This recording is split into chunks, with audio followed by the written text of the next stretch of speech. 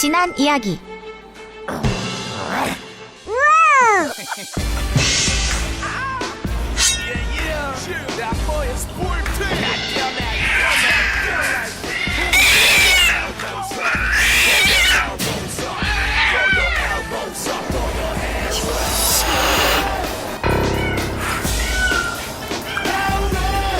춘향이가 다른 아이들 셋하고 집안 온 곳을 다니면서 사이좋게 지냈으면 좋겠어요.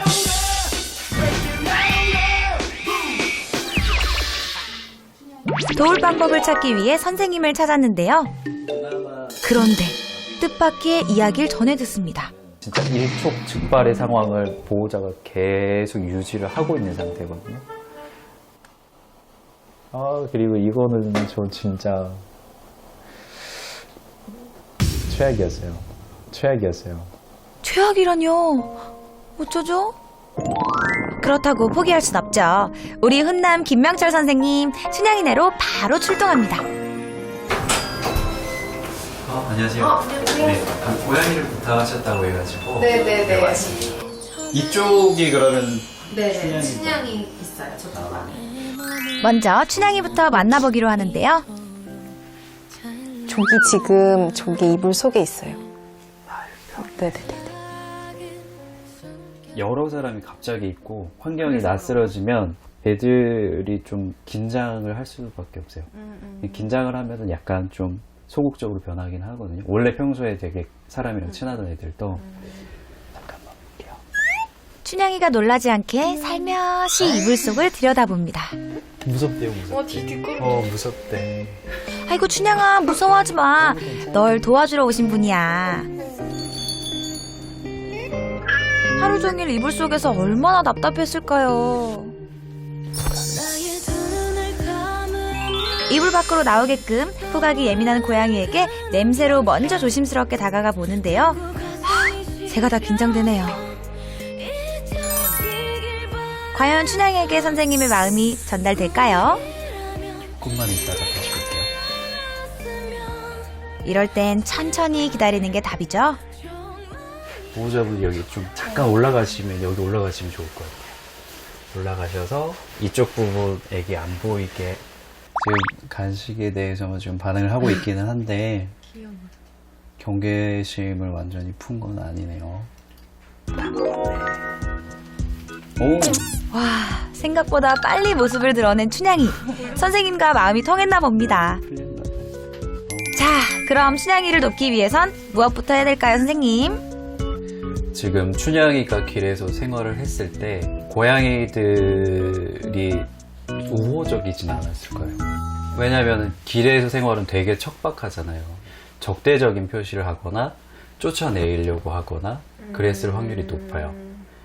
그럼에도 불구하고 춘향이가 계속 살 수 있었던 거는 사람들이 챙겨주는 사람들이 있으니까 길에서 생존을 할 수 있었을 텐데, 그러면 아무래도 사람에 대한 경계심을 푸는 것보다는 다른 고양이한테 경계심을 푸는 게 조금 더 어려울 수 있어요.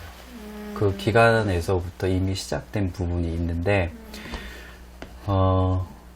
근데 이제 여기는 또 여러 고양이들이 있는 상태니까 춘향이는 좀 극복을 해야 되는 게 많아요. 입양 전 길거리 생활을 해온 춘향이.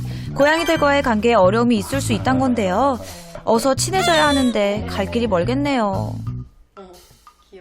처음부터 다시 시작할 거예요. 자, 천리길도 한 걸음부터 지금부터 하나하나 풀어나가 볼까요? 맞죠? 이불 속의 춘향이를 위협했던 담이. 계속해서 냄새를 맡고 다시 봐도 너무 살벌하네요. 시동이 걸리고 나서 이렇게 감정이 고조가 되면 그때부터는 이게 멈출 수가 없어요. 브레이크가 없어요. 저는 다미가 멀리 있어서 춘향이를 보고 바로 달려올 거라는 생각을 못했어요. 들어와 있는 걸 알고 계셨죠? 네. 지켜보고 있는 것도 아셨죠? 네. 지켜보고 있다는 거는 이미 시동이 걸린 거예요. 그 단계에서 항상 막아야 돼요. 그 단계에서 개입을 해서 뭐 너무 뭐 급해서 상황이 뭐 할 수가 없는 상황이면 그냥 근처에 있는 방석 같은 걸 바닥에 툭 떨어뜨리셔도 돼요. 아니면 박수를 일단 분산을 이렇게 치셔도 시키는 돼요. 거예요. 네. 시선은 못 보고. 시선을 일단 분산시켜서 공격 타이밍을 노리고 있던 다미. 보호자의 주의가 더욱 필요했었네요. 그냥 치면 안 되네요. 네. 한번 막을 수 있었는데 이렇게 보는 거 몰랐어. 갑자기 달려오는 거 몰랐어. 다미에 이어 다른 고양이들의 집단 공격으로 이어지기도 했는데요. 정말 무서웠어요. 이제 다른 아이들도 이제 오는 거예요. 같이 영역을 공유하고 있는 이 집의 서열 1순위 다미와 함께 생활하는 다른 녀석들에게도 춘향이는 공격 대상이었죠. 좀 특이한 상황도 볼 수 있었는데요. 퇴근하면 저 담요에서 기다리고 있어요. 네. 아기 때부터 그쵸. 썼죠.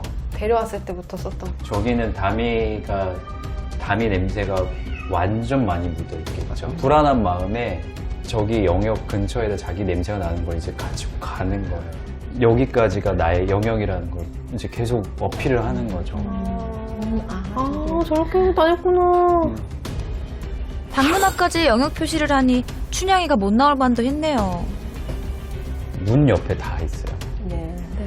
춘향이가 문 너머에 대해서 기본적으로 공포심이 있는데 밥 먹는 것도 대소변 보는 것도 가장 불안감이 있는 장소에서 해야죠. 밥과 화장실이 방문 가까이에 있다 보니 두려웠던 춘향이는 모두가 잠든 시간이 돼서야 움직이기 시작했었죠. 총체적 난국이다. 지금 해야 될 게 너무 많다. 하나하나 이제 여기에 추가해주고 조금 바꿔줘야 될 것들이 많네요. 네. 그거를 좀 짚어주시면 네, 개선을 하겠습니다. 너무 좋습니다.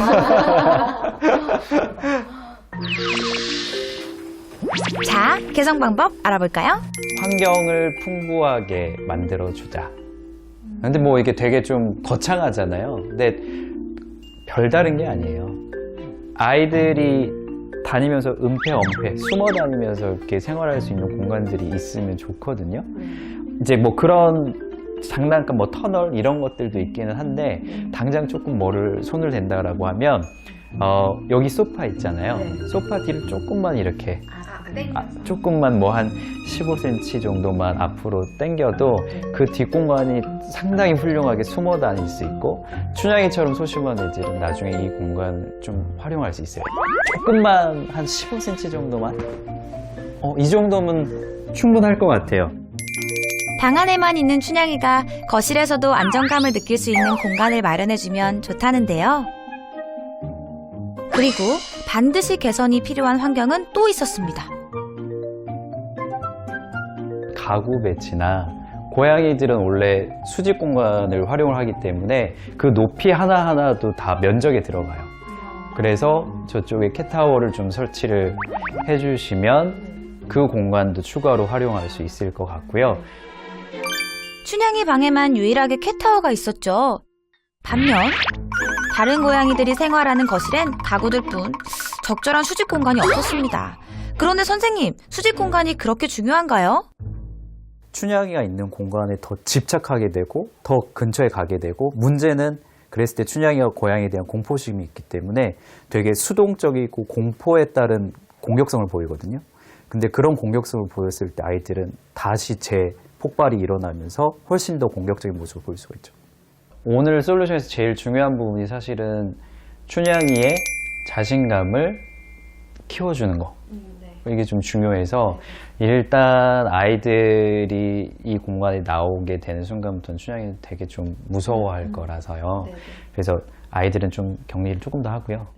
오늘 솔루션의 핵심은 춘향이의 자신감을 키우는 것. 너희들은 좀 방 안에서 기다려줘.